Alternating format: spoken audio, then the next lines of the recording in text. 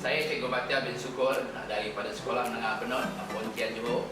Hari ini saya ingin berkongsikan inovasi saya berkaitan dengan formula A1T1. Okey, apakah yang dimaksudkan dengan inovasi ini? Jadi saya ingin memperkenalkan tajuk inovasi saya, iaitu meningkatkan kebolehan menukarkan pentarihan tahun ke abad dan pentarihan abad ke tahun. Jadi menukarkan, kita dapat angka abad tahun berapa, ataupun kita dapat angka tahun, ianya abad yang ke berapa. Saya sebagai guru yang mengajar mata pelajaran sejarah, dalam sejarah kita tidak boleh lari daripada menjawab persoalan bila. Bila berlaku ni cikgu? Bila berlaku? Okey, kadang-kadang dikatakan pada awal abad yang ke-20, dikatakan pada awal abad yang ke-19, pada hujung abad yang ke-20, pada abad yang ke-15, pada abad yang ke-3 dan ke-4 dan sebagainya. Jadi di dalam sejarah dia ada dua konsep, iaitu abad dan tahun. Di dalam mata pelajaran sejarah kita tidak boleh lari daripada akan menjawab ataupun kita berjumpa dengan abad dan tahun. Dan di dalam konteks sendiri, sebagai contohnya, di dalam konteks sejarah tingkatan 4 muka surat 2, ada dipaparkan peta yang di dalamnya dimasukkan perkataan abad pertama, abad yang kedua, abad yang ketujuh dan sebagainya. Jadi timbul persoalan pula pada pelajar, cikgu, abad ni tahun berapa cikgu? Abad ni tahun berapa? Okey. Pada masa yang sama pula, pada muka surat yang lain, sebagai contohnya pada muka surat yang ke-20, ada disebutkan tahun pula. Contohnya revolusi keagungan di England pada tahun 1688. Jadi pelajar terfikir pula, 1688 ni abad yang keberapa? Tadi abad yang pertama, abad yang kedua, tahun berapa? Inilah kekeliruan yang mungkin timbul, yang mungkin berlaku. Walaupun mungkin perkara ini kecil, tetapi daripada kecil yang inilah, isu ini jika tidak diselesaikan dengan segera, dia akan menimbulkan kekeliruan kepada pelajar. Jadi isunya sekarang pelajar menjadi keliru dan tiada panduan pun. Sepanjang 30 tahun saya mengajar dan dulu pun sebelum ini sebagai pelajar, tiada panduan bagaimana kita nak menukarkan pentarihan abad kepada tahun dan tahun kepada abad. Jadi sebagai contoh, abad yang ke-16. Bila abad ke-16? Tahun 1874, perjanjian Pangko 1874. Abad berapa pula? Jadi ini perkara-perkara ini yang boleh menimbulkan kekeliruan. Di sini saya kongsikan jadual pentarihan dalam satu abad. Pelajar mesti tahu bahawa satu abad itu adalah 100 tahun. Jadi tahun bermula tahun masih ini dikira sehingga tahun yang ke-99 hujung itu dianggap sebagai abad pertama. Tahun 100 hingga 199 abad yang kedua. Tahun 1900 hingga 1999 abad yang ke-20. Okey, jadi ini memang secara umumnya pelajar perlu tahu. Okey, ini asas dia, asas. Jadi daripada asas inilah apa yang boleh kita buat kesimpulan. Di sini buat kesimpulan bermaksud kalau daripada slide yang saya sertakan ini, ambil contoh tahun 100 hingga tahun 199 itu adalah abad yang kedua. Jadi rakan-rakan highlightkan pangkal tahun rumah ratus, iaitu 100 dan 199. Jadi bila tahunnya ratusnya 1, abadnya 2. Perumah ratusnya 2, tahun 200 hingga 299, abadnya 3. Perumahnya ratus dan ribu, 1800 1800 hingga 1899, abadnya 19.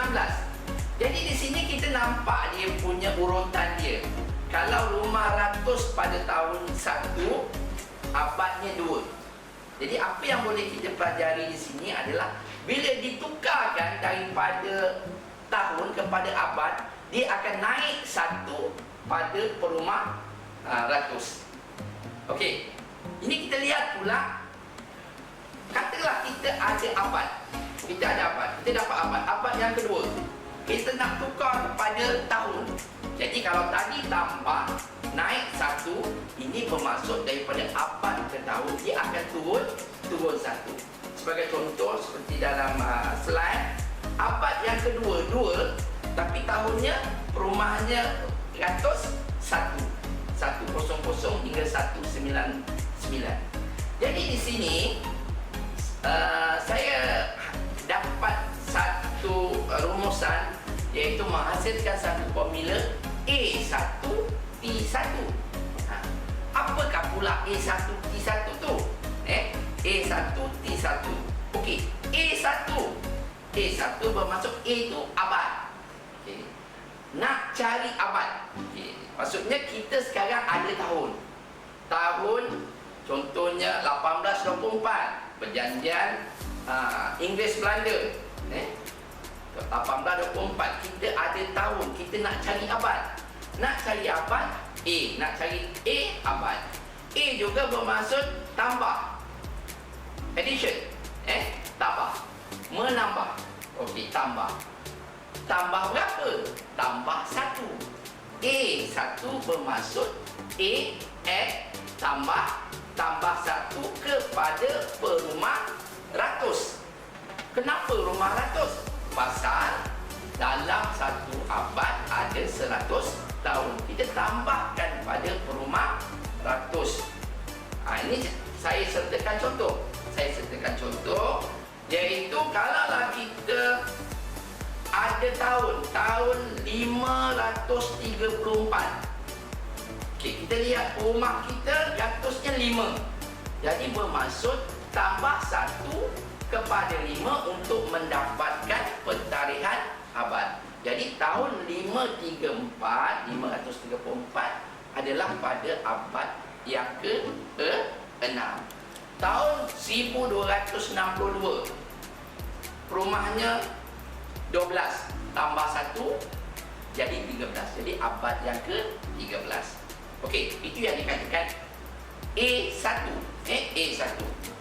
Apa pula yang dikatakan T1? T1 pula, kalau tadi kita nak cari abad, yang ini kita nak cari tahun. Nak cari tahun. T juga bermaksud tolak. Nak dapatkan tahun, perlu tolak 1 daripada angka abad. Nak tolak yang mana satu, cikgu? Perumah mana? Perumah sub, iaitu angka yang pertama. Sebagai contoh, kita ada abad yang ke-8. Abad ke-8 ni tahun bila? Okey. Nak cari tahun. Kita dah ada abad, nak cari tahun. Nak cari T bermaksud tolak. Okey? Tolak. Cikgu nanti T dikatakan tambah tidak, pasal kita dah ada add tadi. Add tu bermaksud tambah, takkan nak dua-dua tambah. Tadi tambah, ini tolak. So T tolak. Jadi kalau 8, abad ke-8, 8 tolak 1 jadi 7. Jadi tahun 700, tahun 700 hingga 799. Okey? Abad yang ke-18, 18 tolak 1, 17. Jadi 1700 hingga 1799. Jadi sebenarnya rakan-rakan, saya buat ujian ini pada pelajar-pelajar saya, dan ujian pera di sini saya bagi 6 soalan saja. Bagi 6 soalan pada pelajar saya. Very simple.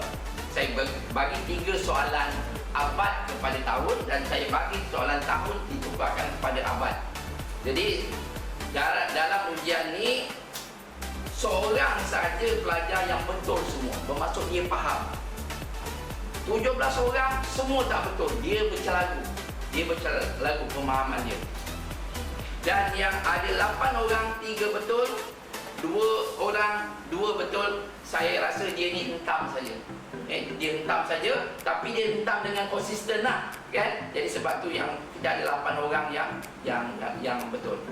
Dan bila saya perkenalkan inovasi ini, ujian POS ini, daripada 28 orang pelajar, 27 orang betul semua, dan seorang saja yang 3 betul. Dia satu dia faham, yang bahagian tolak tu dia faham, bahagian tambah tu dia timbul kekeliruan dia. Jadi saya melihat bahawa inovasi ini sangat berkesan dalam memberi kepahaman kepada pelajar. Maksud saya ini kepahaman. Soalan abad, soalan tahun ni memang tak ada dalam soalan. Tapi kalau pelajar tak faham, kan, tak faham tahun dan abad ini, dia akan timbul kekeliruan. Jadi ini akan timbul isu menghafal, timbul kecenderungan menghafal tanpa memahami. Jadi sebagai refleksi kepada kajian ini, dapatannya menunjukkan amat berkesan, dan adalah sangat penting untuk pelajar-pelajar kita memahami konsep pentarikan. Kita ada lagi konsep pentarikan yang lain, milenium, dekad dan sebagainya. Tapi yang kerap digunakan di dalam buku teks sejarah adalah tahun, angka tepat dan juga abad. Dan dalam sejarah, kalau tidak memahami kronologi sejarah, kita tidak belajar sejarah lah. Kerana ini adalah sebahagian daripada kemahiran pemikiran sejarah. Bagaimana pelajar nak meletakkan sesuatu peristiwa itu dalam garis masa. Jadi saya menyeru rakan-rakan untuk berkongsi, untuk mengguna pakailah inovasi ini, dan kalau lebih baik kalau boleh dapat penambahbaikan lagi. Sekian daripada saya. Assalamualaikum warahmatullahi wabarakatuh.